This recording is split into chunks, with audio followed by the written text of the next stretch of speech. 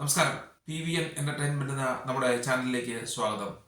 ഞാനിന്ന് ഡിസ്കസ് ചെയ്യാൻ പോകുന്നത് പ്രശസ്ത ബിസിനസ്സുകാരനായിട്ടുള്ള കോൺഫിഡന്റ് റോയുടെ മരണവുമായി ബന്ധപ്പെട്ടാണ്. കോൺഫിഡന്റ് റോയുടെ മരണം നമുക്ക് പ്രഥമ ദൃഷ്ട്യാ പരിശോധിച്ചു കഴിഞ്ഞാൽ ഇതൊരു ആത്മഹത്യയല്ല, ഒരു കൊലപാതകമാണ് എന്ന് നമുക്ക് തോന്നും. കാരണം ഇതിന് എവിഡൻസ് ആയിട്ട് ആളുകൾ പറയുന്ന മൊഴികൾ കൂടുതലും IT ഉദ്യോഗസ്ഥരാണ്, അതായത് ഇൻകം ടാക്സ് ഉദ്യോഗസ്ഥരാണ്. അല്ലാതെ പുറത്തുനിന്ന് ആരും പറയുന്നില്ല ഇദ്ദേഹം സ്വയം വെടിവെച്ച് മരിച്ചതാണെന്ന്. പിന്നെ സ്വാഭാവികമായിട്ടും ഒരാൾ സ്വയം വെടിവെക്കുകയാണെങ്കിൽ റോയിയെ പോലെ വളരെ വിദ്യാഭ്യാസവും അതുപോലെ സിനിമകളൊക്കെ കണ്ട് പരിചയമുള്ള ഒരാളും അയാളുടെ ഖാൻ വഴക്കും എപ്പോഴും തലക്കെട്ട് വെടിവെക്കാനാണ്. പക്ഷെ കോൺഫിഡന്റ് റോയ് വെടിവെച്ചിരിക്കുന്നത് സ്വന്തം നെഞ്ചിലാണ്. ഇത് സ്വാഭാവികമായിട്ടും ഒരിക്കലും സംഭവിക്കുന്ന കാര്യമല്ല. ഒരാൾ സ്വയം തോക്കുകൊണ്ട് ആത്മഹത്യയെ ശ്രമിക്കുകയാണെങ്കിൽ കൂടുതലും തലക്കെട്ട് വെടിവെച്ചാണ് മരിക്കുന്നത്. സാധാരണ ഒരു മനുഷ്യന്റെ ബ്രെയിനിൽ ഫീഡ് ചെയ്തിരിക്കുന്ന അങ്ങനെയാണ്. തോക്കുകൊണ്ടാണ് ഒരാൾ സൂയിസൈഡ് ചെയ്യുന്നതെങ്കിൽ കൂടുതൽ മരണവും തലക്കെട്ട് വെടിവെച്ചാണ് മരിച്ചിരിക്കുന്നത്. ഹാർട്ട് നെഞ്ചിലിട്ട് സ്വയം വെടിവെച്ചാൽ മരിക്കാനുള്ള സാധ്യത കുറവാണ്. പിന്നെ കൂടുതൽ പെയിൻഫുൾ ആയിരിക്കും എന്നുള്ളൊരു ചിന്ത മനുഷ്യരുടെ മനസ്സിലുണ്ട്. അതുകൊണ്ട് ഒരു കാരണവശാലും അങ്ങനെ സ്വയം ഹൃദയത്തിന് വെടിവെച്ച് മരിക്കാനുള്ള സാധ്യത വളരെ കുറവാണ്. പിന്നെ മറ്റൊരാൾ ആക്രമിച്ച് വെടിവെക്കുകയാണെങ്കിൽ സ്വാഭാവികമായിട്ടും വെടിവെക്കാൻ സാധ്യത നെഞ്ചിനിട്ടാണ്, തലക്കെട്ടോ അങ്ങനെയുള്ള ഭാഗങ്ങൾക്കല്ല. ഇത് നെഞ്ചിൻ മറ്റൊരാൾ വെടിവെക്കാനുള്ള സാധ്യത വളരെ കൂടുതലാണ്. അത് കൂടുതലായും IT ഉദ്യോഗസ്ഥരായിരിക്കും, അതായത് ഇൻകം ടാക്സ് ഉദ്യോഗസ്ഥരായിരിക്കാനാണ് സാധ്യത.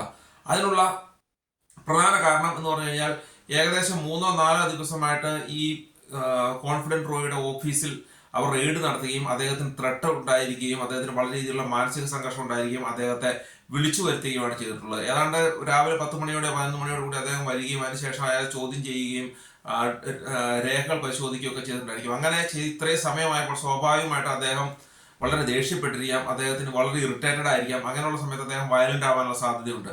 അപ്പോൾ ഒരുപക്ഷെ അദ്ദേഹത്തിന്റെ സ്വന്തം തോക്കെടുത്ത് ഇവരെ ആക്രമിക്കാൻ ശ്രമിക്കുകയോ പേടിപ്പിക്കാൻ ശ്രമിക്കുകയോ ഒക്കെ ചെയ്തിരിക്കാം. ആ സമയം വളരെ പരിചയസമ്പന്നരായും വളരെ കായിക ശേഷിയുള്ള IT ഉദ്യോഗസ്ഥർ ഇദ്ദേഹത്തെ കടന്നു പിടിക്കുകയും ഇദ്ദേഹത്തിന്റെ തോക്ക് തന്നെ തട്ടിപ്പിടിച്ച്, അല്ലെങ്കിൽ അവരുടെ ഇദ്ദേഹത്തിന്റെ തന്നെ തോക്കായിരിക്കാനാണ് സാധ്യത, തോക്ക് തന്നെ ഉപയോഗിച്ച് ഇദ്ദേഹത്തെ വെടിവെക്കാനാണ് സാധ്യത കൂടുതൽ. കാരണം അതിനാണ് സാധ്യത കൂടുതലുള്ളത്. കാരണം IT ഉദ്യോഗസ്ഥർ മാത്രമാണ് തെളിവ് നൽകിയിരിക്കുന്നത് ഇത് സൂയിസൈഡാണ്, അല്ലാതെ പുറത്തുനിന്ന് ഒരാളും പറഞ്ഞിട്ടില്ല ഇത് അവിടെ എന്താണ് സംഭവിച്ചതെന്ന്. അപ്പൊ നമുക്ക് ഇതൊരിക്കലും വിശ്വസിക്കാൻ കഴിയില്ല. കൂടുതലും ഇത് ഒരു കൊലപാതകമാകാനാണ് സാധ്യത കൂടുതൽ. അല്ലാതെ റോയിയെ പോലെ ഒരാൾ ആത്മഹത്യ ചെയ്യാനുള്ള സാധ്യത വളരെ കുറവാണ്. കാരണം അദ്ദേഹം പല ബിസിനസ്സുകാരും ആത്മഹത്യ ചെയ്തിട്ടുണ്ടെങ്കിൽ പോലും അവരൊന്നും ഈ രീതിയിലുള്ള ആത്മഹത്യ ചെയ്തിരിക്കുന്ന ഒരാൾ ഇപ്പൊ അറക്കൽ ജോയി എന്ന് പറയുന്ന വളരെ കേരളത്തിലെ ഏറ്റവും വലിയ വീട് പണിതയാള് കെട്ടിടത്തിന്റെ മുകളിൽ നിന്ന് ചാടിയാണ് മരിച്ചിരിക്കുന്നത്. പിന്നെ വേറെ ഒരാൾ കായലിൽ ചാടിയോ മരിച്ചു. മുത്തൂറ്റ് ജോർജ് എന്ന് പറയുന്ന ഒരാള് കെട്ടിടത്തിന്റെ മുകളിൽ ചാടിയാണ് മരിച്ചിരിക്കുന്നത്. സ്വയം വെടിവെച്ച് മരിക്കുകയാണെങ്കിൽ കൂടുതലും തലക്കെട്ട് വെടിവെച്ച് മരിക്കാനാണ് സാധ്യത കൂടുതൽ.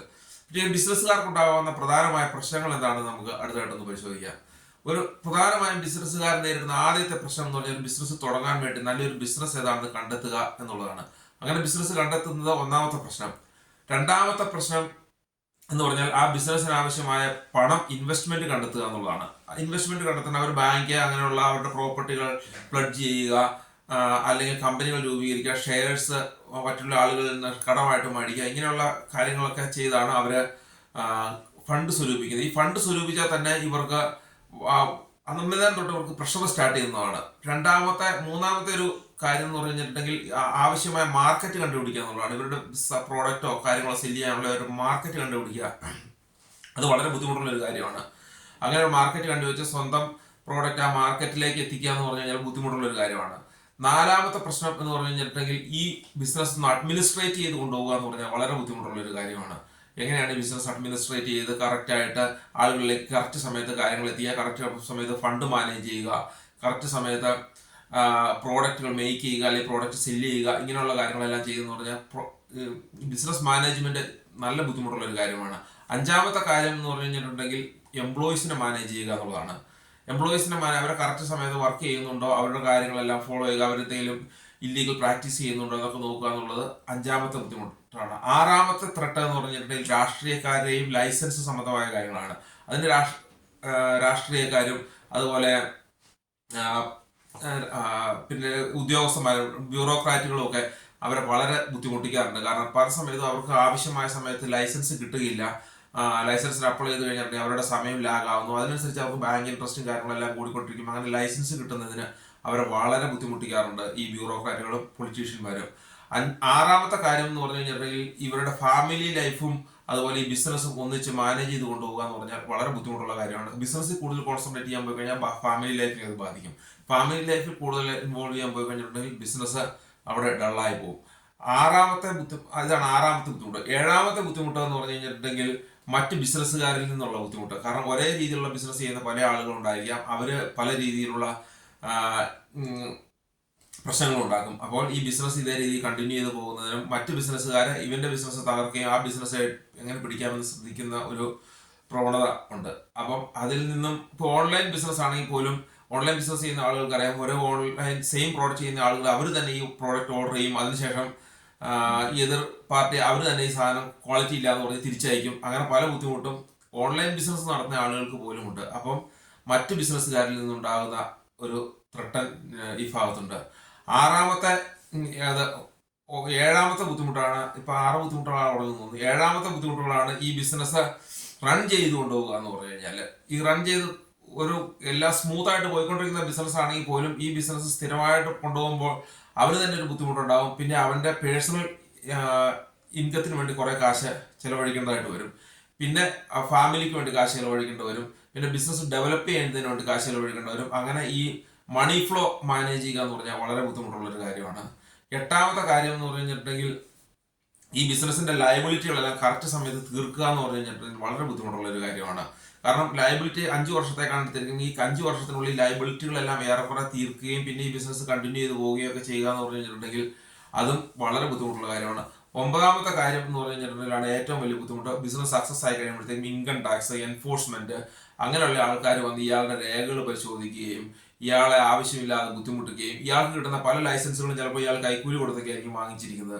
അപ്പോൾ അങ്ങനെയുള്ള കാര്യത്തെ കുറിച്ച് ചോദിക്കുകയും അങ്ങനെ ഇയാളെ ബുദ്ധിമുട്ടിക്കുകയും കണ്ടു. 10ാമത്തെ ബുദ്ധിമുട്ട് എന്ന് പറഞ്ഞാൽ രാഷ്ട്രീയക്കാരുടെ പിരിവാണ്.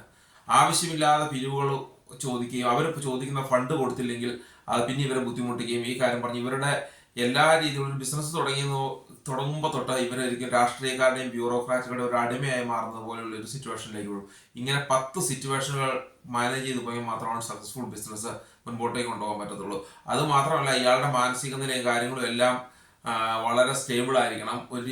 ഇയാൾക്ക് ഒരു രീതിയിൽ റെസ്റ്റ് എടുക്കാൻ പറ്റത്തില്ല. കാരണം ബാക്കി ഏത് ജോലിക്കാണെങ്കിൽ നമ്മൾ ആ ജോലി ചെയ്ത് കഴിഞ്ഞിട്ടുണ്ടെങ്കിൽ നമുക്ക് ഒന്ന് റെസ്റ്റ് എടുക്കാം, നമുക്ക് വേറെ അതിനെ കുറിച്ച് ചിന്തിക്കണം. പക്ഷെ ഒരു ബിസിനസ്സുകാരൻ എന്ന് പറഞ്ഞാൽ അവൻ എപ്പോഴും ബിസിനസ്സിൽ ഫോക്കസ് ആയിരിക്കണം. കാരണം എപ്പോഴും ഏത് നിമിഷം എന്താണ് സംഭവിക്കുന്നതെന്ന് അറിയത്തില്ല. കാരണം അയാളുടെ തലയുടെ മുകളിൽ എപ്പോഴും വലിയൊരു വാള് തൂക്കി കിടക്കുക. ഒന്നാമത്തെ ഒരു കാര്യം എന്ന് പറഞ്ഞിട്ടുണ്ടെങ്കിൽ ഇയാൾ വലിയ ഫണ്ട് ചിലപ്പോൾ മറ്റാളുകളിൽ നിന്നും അല്ലെങ്കിൽ ബാങ്കിൽ നിന്നൊക്കെ എടുത്തിട്ടുണ്ടായിരിക്കും. അതിൻ്റെ ഇൻട്രസ്റ്റ് കാര്യങ്ങളെല്ലാം ഉണ്ട്. അതെല്ലാം പിന്നെ ബിസിനസ് നല്ല എക്സ്പീരിയൻസ് ഉള്ള ആളുകൾക്ക് മാത്രമേ ഇത് മുമ്പോട്ടേക്ക് കൊണ്ടുപോകാൻ പറ്റത്തുള്ളൂ. അല്ലെങ്കിൽ ഫാമിലി ലൈഫും ബിസിനസ്സും എല്ലാം കൂടെ ഒന്നിച്ച് കൊണ്ടുപോകുമ്പോൾ ബുദ്ധിമുട്ടുണ്ടാകും. ഇങ്ങനെ ഒരുപാട് റിസ്കുകൾ സഹിച്ചൊക്കെയാണ് ഈ റോയിയെ പോലെ ആൾക്കാരൊക്കെ ബിസിനസ് ചെയ്യുന്നത്.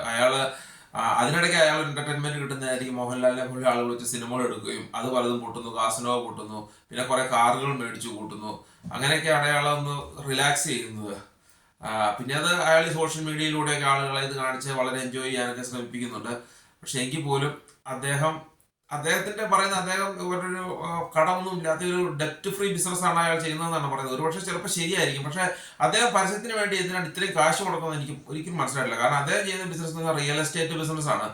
റിയൽ എസ്റ്റേറ്റ് ബിസിനസ് കൂടുതലും ആളുകൾ ഒരു ഫ്ലാറ്റ് പണിത് കഴിഞ്ഞാൽ അത് ആവശ്യക്കാർ മാത്രമാണ് അത് പോയി മേടിക്കുക. അല്ലാതെ ഒരുപാട് പരസ്യം കൊടുക്കുന്ന ഇപ്പം ചോക്ലേറ്റിന്റെ പരസ്യം കൊടുക്കുന്ന രീതിയിലും സോപ്പ് പൊടിയുടെ പരസ്യം കൊടുക്കുന്ന രീതിയിലും സോപ്പിന്റെ പരസ്യം കൊടുക്കുന്ന രീതിയിലും പരസ്യം കൊടുക്കുന്ന രീതിയിൽ ആരും ഫ്ലാറ്റ് മേടിക്കാൻ പറ്റത്തില്ല. ഫ്ലാറ്റ് മേടിക്കാൻ ആവശ്യമുള്ള അവന് പറ്റുന്ന ലൊക്കേഷനിൽ അവിടെ ഫ്ലാറ്റ് ഉണ്ടോ എന്ന് അന്വേഷിക്കുക. അവിടെ ഫ്ലാറ്റ് ഉണ്ടെങ്കിൽ അയാൾ മേടിക്കും. സ്വാഭാവികമായിട്ടും അങ്ങനെയാണ് സംഭവിക്കുന്നത്. പക്ഷേ ഇത് പുള്ളിക്കൊരു മാനസിക സന്തോഷം കിട്ടുന്നതിന് വേണ്ടിയായിരിക്കും ഇയാൾ ചെയ്തിരിക്കുന്നത്. പക്ഷേ ഇയാളുടെ ഡെപ്റ്റ് ഫ്രീ ബിസിനസ്സും കാര്യങ്ങളൊക്കെ ആണെങ്കിൽ പോലും ഇത് സൂയിസൈഡ് ആവാനുള്ള സാധ്യതയില്ല. ഇത് കൊലപാതകമാകാനുള്ള സാധ്യത. പിന്നെ അതേ ഈ ഇടയ്ക്ക് അങ്ങാണ്ട് ചെക്കോസ്ലോവാക്കിയയിൽ ഒരു കമ്പനി രജിസ്റ്റർ ചെയ്യുകയോ അങ്ങനെ കുറെ കാര്യങ്ങളെല്ലാം എടുത്തിട്ടുണ്ട്. അപ്പോൾ അതിന്റെ ഭാഗമായിട്ട് ഇദ്ദേഹത്തിന്റെ മണി ഫ്ലോ സംബന്ധമായിട്ട് എന്തെങ്കിലും പ്രശ്നങ്ങളൊക്കെ കാണുമായിരിക്കും. അതൊക്കെയാണ് ഇൻകം ടാക്സ് റെയ്ഡ് ചെയ്ത് വരുമ്പോൾ ഇദ്ദേഹത്തിന് ഇത് പ്രൂവ് ചെയ്യാൻ സാധിച്ചില്ല. അപ്പോൾ ഒരു പക്ഷേ ഇദ്ദേഹം വയലന്റ് ആയി കാണും. വയലന്റ് ആയി കഴിഞ്ഞപ്പോഴാണ് ഒരുപക്ഷെ ഇൻകം ടാക്സ് ഉദ്യോഗസ്ഥർ ഇദ്ദേഹത്തെ വെടിവെക്കാനുള്ള സാധ്യത. അല്ലാതെ ഒരിക്കലും ഇദ്ദേഹം ആത്മഹത്യ ചെയ്യാനുള്ള സാധ്യത വളരെ കുറവാണ്. Thank you.